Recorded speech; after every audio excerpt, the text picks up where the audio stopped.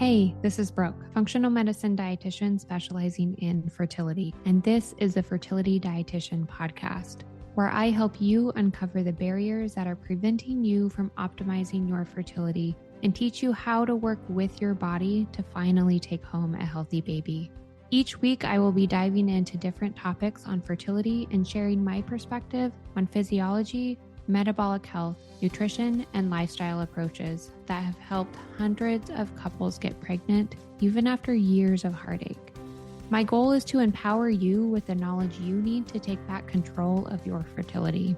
Happy listening. If you're tuning in to this episode, there's a good chance that IVF has either been suggested to you, you're considering it, or maybe you've already been through IVF and it didn't go the way you expected. So I want to start here. Most IVF cycles don't fail randomly. They fail for very predictable reasons, not because your body is broken, not because you waited too long, but because the foundation was never built before the process started. Today, I'm going to walk through what is actually missed and what matters for outcomes, and what you can start doing right now to change your trajectory if you are going to use IVF as a tool.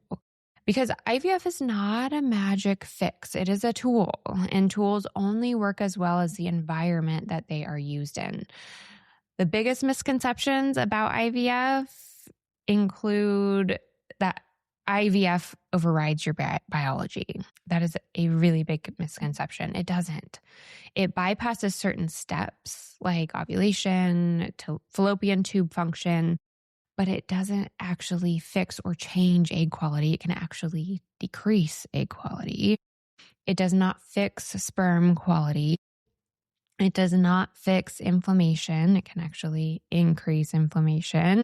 It does not fix the uterine environment. It can actually make it worse depending on what is uncovered or prepped for before starting the whole IVF protocol with hormones and medications. So if those things are off and you're going into IVF, they're still going to be off during IVF and potentially get even worse. And that is why so many cycles end in poor egg quality or low fertilization rates or poor embryo development, failed implantation, and early miscarriage. These are not random outcomes, okay? So they are actually reflections of the internal environment. Okay, so step one, what can you do to improve your overall outcomes of IVF? Very first thing we want to do or not do is rush. Do not rush into IVF. I know the pressure. Maybe it's your age, maybe it's your AMH level. We are told that, we're a ticking clock based on these markers. And you're pushed, you're told that you need to move quickly and that you don't want to waste time. But trust me, rushing into IVF without preparation is one of the fastest ways to waste time, money, and emotional energy. We can actually get you to healthy baby faster if you have the appropriate prep time. Okay, and it's going to reduce a lot of heartache and emotional turmoil throughout the process. So you need a prep phase, minimum of 3 to 4 months, ideally closer to 6 months whenever possible. And I know that can feel scary if you're also being told that you need to hurry, but this prep time can greatly reduce the number of cycles that you need to do to get to healthy baby, which is always going to be more beneficial. That is the window, that 3 to 4 month time period is the window that egg and sperm quality are going to be most significantly influenced in a positive way, depending on the inputs that you are providing. Okay. The maturation cycle is about 3 to 4 months for both follicle and sperm health. So proper IVF prep actually looks like this. And this is where most people are missing really big pieces because they're thrown into that conventional fertility pipeline. It doesn't include these pieces, which are so impactful for outcomes. Okay, you need a full evaluation of your internal environment, not just baseline hormones. Here is what to make sure that you are getting checked out. Your nutrient status. Your eggs and sperm require nutrients to develop properly. And your entire reproductive system is extremely energy intensive, which is really the foundation of creating energy in the body comes down to nutrients and nutrient status. So if you're not getting enough, the balance is off, it's going to impact egg health, sperm health, and overall reproductive environment, just how safe your body is feeling to support pregnancy. So you want to look at vitamin D and B12 and folate. You want to look at iron regulation as well as minerals. And ideally, we're using hair to look at minerals. I have separate whole episodes on minerals and why they're important, but those are the ingredients that all of our cells require to create energy, and they are so important for egg health, even in a natural cycle. But when we're thinking about IVF, we're going to be really forcing many follicles to mature at one time, really speeding up that maturation process, which requires even more energy and ingredients to make sure that they're good quality. Okay. If nutrient status is off, quality is going to be impacted. So, action step. Ask for labs. Do not guess. Do not rely on a prenatal alone, because you're an individual and you need that individual look in order to know what you actually need to replenish. Blood sugar and insulin is another really important area to look into, so you know how to prep and prepare that reproductive environment in the best way possible. This one is typically overlooked in the way that we want to look at it. So even in women who are healthy, it's important to check in on what's happening with insulin. Unstable blood sugars actually increase inflammation and directly impact egg quality and implantation also. So what to do to look at this properly is to check fasting insulin, fasting glucose. Hemoglobin A1C is helpful, but with that fasting insulin and fasting glucose, we want to calculate what's called a HOMA-IR. There's calculations online. Some labs will actually do it for you to provide that data, but that actually tells you what's happening at the cellular level with how that insulin is signaling, which is a huge piece of energy creation also. Okay, so we want to support blood sugar management, insulin stability with balanced meals, and making sure we're getting plenty of protein, fat, and fiber, eating consistently throughout the day. We don't want long fasting periods. Eating consistently and making sure your meals are balanced are a couple of the most helpful ways that we can signal safety in the body. Anytime we're signaling safety, it's going to be more apt to be able to send resources and energy to reproduction, which is so important. Strength training and movement is also really, really impactful for how we're managing our insulin and blood sugar as well. Okay, next we want to make sure we're evaluating cholesterol regulation and overall lipid health. So cholesterol is a building block for your hormones. It's also very much involved in follicle health and development and lining health. When it's too low or dysregulated, so out of balance, maybe we have more inflammatory cholesterol versus anti-inflammatory cholesterol, your hormone signaling suffers, as well as your egg quality and reproductive environment health suffers too. So what to do is to look at a full lipid panel, not just cholesterol, total cholesterol alone. We want to get that LDL, HDL, triglycerides all included in there too.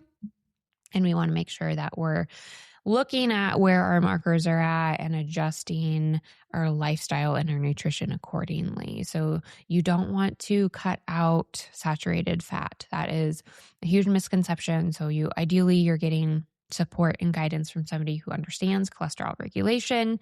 Typical standard ranges on labs are a little off for female fertility. No surprise. Most of those are based on men who, definitely don't represent a cycling female and her needs. So that total cholesterol level is not what I would focus on the most. I'd focus on the balance between the LDL and HDL, ideally HDL being up over 70, LDL being below 120 is a good range to think about, and triglycerides being below 150. That's really a helpful balance to support the egg quality outcomes for IVF and natural conception too. So we can support shifting that balance with adequate dietary Fat. Yes, fat, healthy fats. Omega-3 rich is really what we want to focus on more. Fatty fish can help with that. Also, adequate fiber is really important for bringing down more inflammatory type cholesterol, having regular daily bowel movements, because that is how it's eliminated. Also, inflammatory cholesterol is eliminated. And blood sugar balance also impacts what's happening with cholesterol in really big ways too. So if you're noticing fasting insulin is off, or you're having some insulin resistance signs and your triglycerides are elevated, they are very much related. Okay. So you're going to work on them in tandem. A note, just back up a step on fasting insulin. Ideally, we want to see that below 10 before you're stepping into a retrieval. It makes a big difference on egg quality and therefore embryo quality moving forward. All right, gut and immune health. Your gut is one of the biggest regulators of inflammation, immune system, hormone metabolism. If your gut is inflamed, your fertility will absolutely be affected.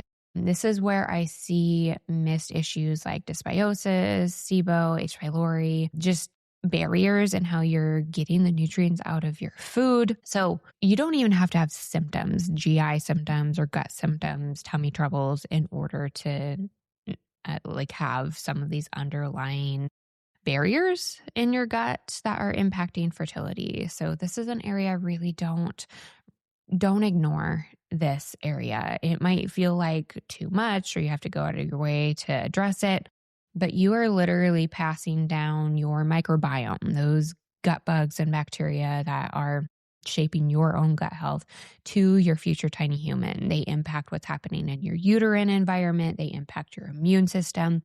And they are literally the building blocks for what your baby is going to be inheriting. So doing this ahead of time makes a really big positive difference. Honestly, doing these steps for prep often gets the majority of my clients. It gives them the ability to step away from IVF altogether because they are seeing the shifts and getting that positive pregnancy test without needing IVF as a tool to do it. Okay. It doesn't happen for everybody, but it's definitely something worth entertaining. If you're going to do the prep, consider how that might be influencing how your body is supporting reproduction as a whole. And certainly if you do have gut symptoms like bloating, constipation, loose stools, reflux, skin issues are also related to gut issues. If you know you have autoimmune related conditions and have never looked into your microbiome, it's not random. Okay, this is data, and it absolutely matters for fertility. It matters for implantation. It matters for pregnancy outcomes.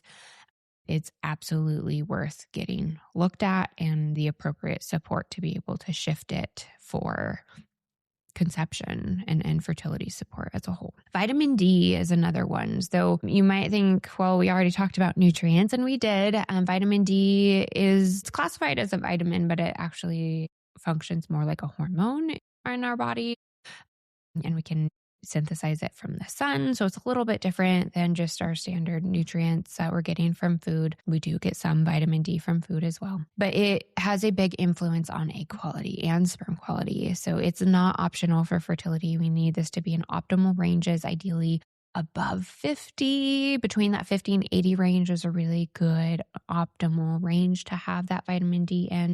Don't settle for, oh, it's normal at 30. Very bottom of quote unquote normal. And that's not good enough for egg health, especially when you're going to be encouraging multiple follicles to be good quality at one time. Vitamin D directly impacts egg quality, embryo development, implantation, immune balance. And yet so many women are sitting in suboptimal ranges. This can make a big difference in egg health. Okay. Test your vitamin D. Optimal range for fertility is typically that 50 to 80 range, which is higher than our standard lab ranges. And you want to really be intentional about how you're repleting it, okay? High quality supplementation can be really supportive, but vitamin D is going to function best when it also has other minerals supporting how it's used and functioning in the body. So that's where that mineral look, a deeper look at minerals really helps too. And then, of course, sunlight is so important for how we are able to synthesize vitamin D from the sun. Too, getting sun in our eyes is just as important as getting sun on our skin for synthesizing vitamin D.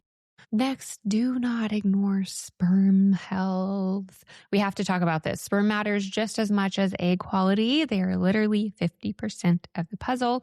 Even when the semen analysis looks quote unquote normal or you're told it's fine, get the numbers because standard testing does not always include DNA fragmentation, oxidative stress markers, morphology in a actually meaningful way. If it is below 4%, that is a red flag for the quality of the sperm. And it matters even if you are doing IVF.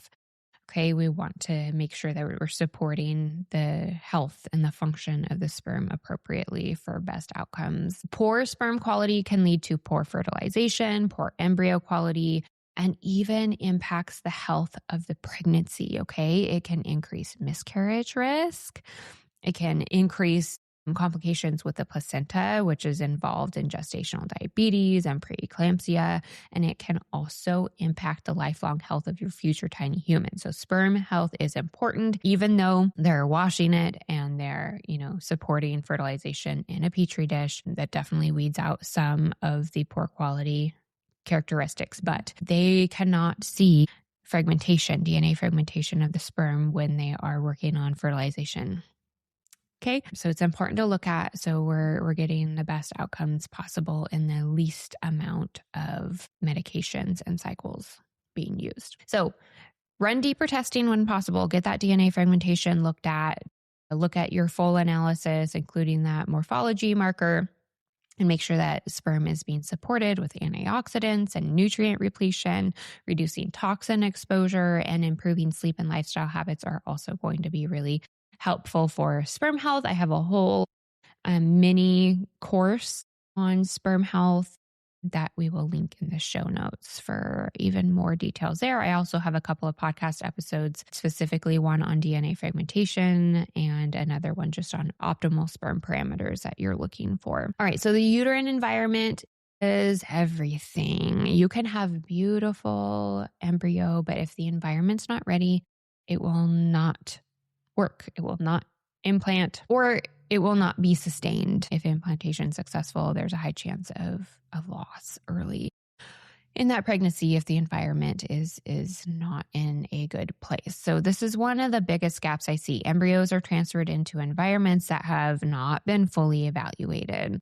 We need to be looking at inflammation, endometriosis, endometritis, microbiome imbalances, and even immune system activation. So in my opinion, this should be evaluated before IVF is even considered, especially in unexplained infertility cases, because unexplained usually just means under-investigated.